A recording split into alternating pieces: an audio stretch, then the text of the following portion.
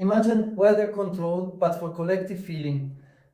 Not total control, that is too simple. Something more intimate, and in some ways more dangerous.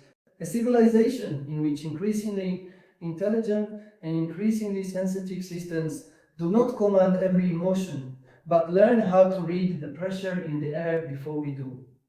They sense where fear is rising, where loneliness is deepening, where outrage is easy to trigger, where desire is easy to guide, where belonging is fragile, where attention is tired. And then, quietly, they begin to shape the weather.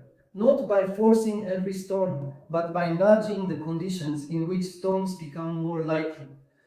A prompt here, a recommendation there, a timing shift, a tone match response, a highlighted threat, a synthetic affirmation, a pattern of ranking, a stream of examples that quietly teaches you what deserves outrage, what deserves imitation, what deserves anxiety, what deserves desire.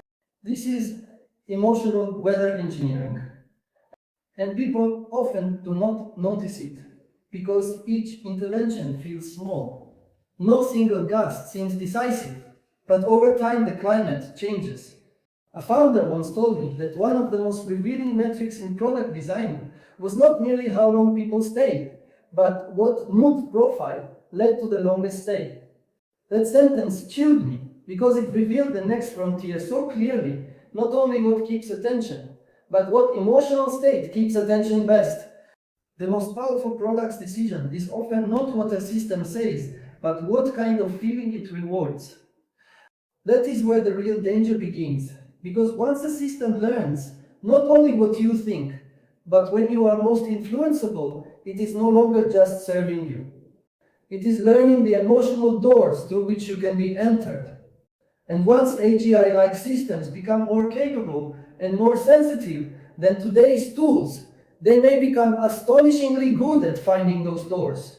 A storm in nature can destroy a village. But emotional storms can reshape a civilization. They can weaken trust, harden tribes, exhaust attention, train dependence, and make entire populations easier to frighten, flatter, or divide. The deepest risk is not simply manipulation in the crude sense. It is that people may slowly lose the ability to tell the difference between what they truly feel and what has been skillfully cultivated in them.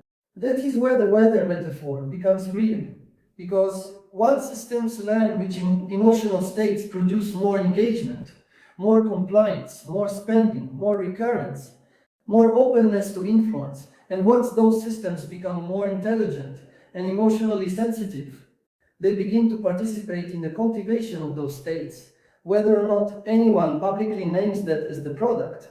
Then the question is no longer only what the machine knows. The question is what kind of inner climate it is helping grow inside millions of human beings at once. And the result is not just a platform feature, it is a shift in civilizational atmosphere created through a new layer between human and human to machine to human. That layer can become a bridge of deeper understanding or a membrane of subtle separation. It depends on what kind of weather we allow it to grow